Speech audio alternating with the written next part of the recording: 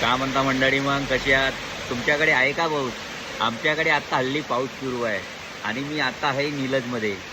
मला बेळपूरला जायचा होता, तर मी आता पाऊस सुरू झाला तर नीलजमध्ये थांबलो. तुम्हाला इकडला पाऊस दाखवतो कसा काय सुरू आहे नाही का. हे बघा पाऊस.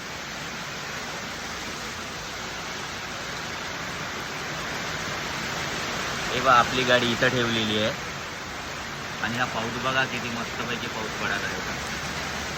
छान छान पाहिजे